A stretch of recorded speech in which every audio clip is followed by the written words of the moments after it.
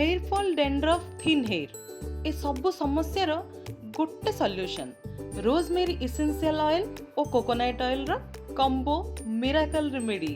Yes, today I will show you a powerful oiling method using the double heating technique that actually works.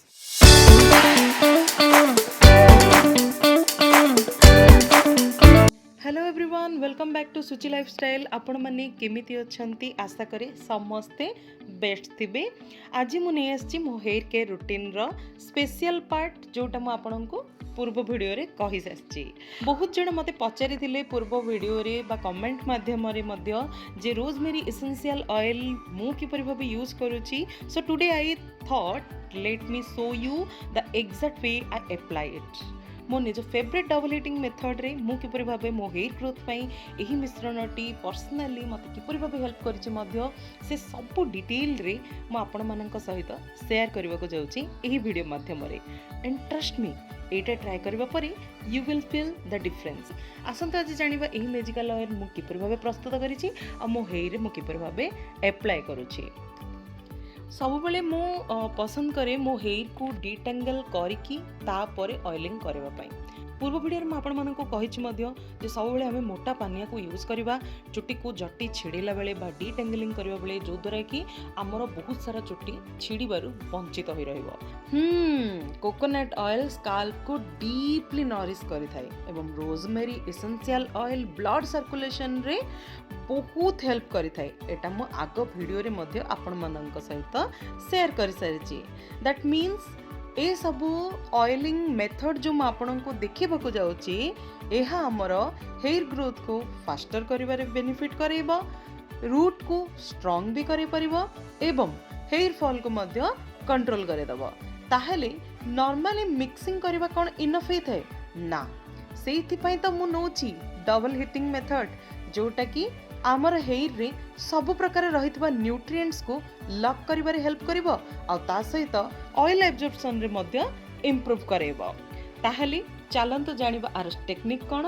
मु आगो video रे आपण मानक सहित technique मध्य share करि सारछि.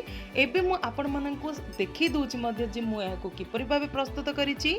स्क्रीन रे आपण भल भाबे देखि परिबे जे मु प्रथमे गैस ऑन करिकि पानी को हीट करूछि.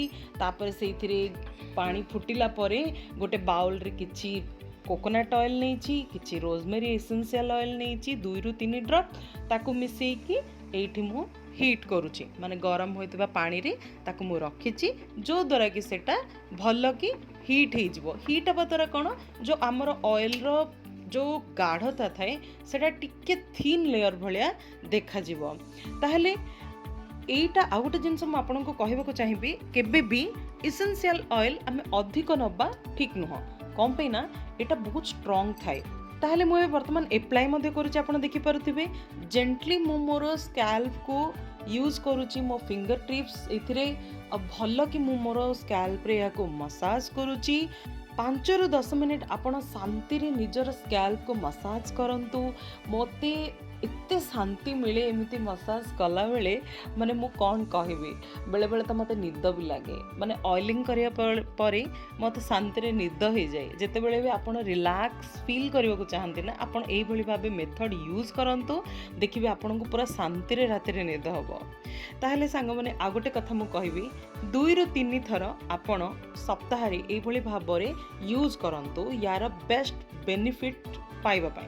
ता सहित मु सब बेले राति रे को यूज करबा पई पसंद करि थाए. मु राति रे लगाई मध्ये आपनको कहि सारछि मध्ये दीटा वीडियो रे मु आर माने जो रिव्यू वीडियो रे आपण देखि परिबे एवं पूर्व वीडियो रे भी देखि परिबे. मोर चैनल विजिट करिकि मु आई बटन रे भी देई देबी आपनको तार लिंक विथ डिस्क्रिप्शन रे मध्ये मु आपनको लिंक प्रोवाइड करि देबी जे मु पसंद भी करि थाए जे को राति रे लगेबा पई.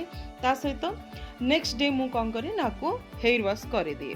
15 दिन भितर आपण निश्चित यार बेनिफिट्स देखि परिबे, डिफरेंस देखि परिबे आपनक हेयर रे जे केते आपनक हेयर को ये बेस्ट रिजल्ट देइछे. सबुठ बेस्ट मते भल लगे प्राकृतिक उपाय रे मो निज हेयर को निजे मु किपरि भाबे जत्न नबी. मो निज हेयर पई मो सबुठ बेस्ट भल शैम्पू भी यूज करि थाए. प्राकृतिक शैम्पू हर्बल शैम्पू जो कि पाराबिन फ्री रही थाए सल्फेट फ्री रही थाए आ मो चुटी पाई मध्य ता भल होई थाए। ताहले जदि आपनको मो वीडियोटी हेल्पफुल लगुथिबो जम्मारू भूलिबे नहीं सब्सक्राइब करिबा पई लाइक करिबा पई आउ आपणकर जो माने भी रिलेटिव थिबे फ्रेंड्स थिबे जदि आपनको वीडियोटी जरूरी फील होची सेमानक पई मध्ये आपण डैम श्योर याको शेयर मध्ये करि परिबे। ए सबुरे मोर एतिकी चुटी छिड़ीची वर्तमान मु मो चुटी को बांधी के रखिबी किछि समय पई तापर कुंडेबी। ताहले आज पई एतिकी बाय बाय।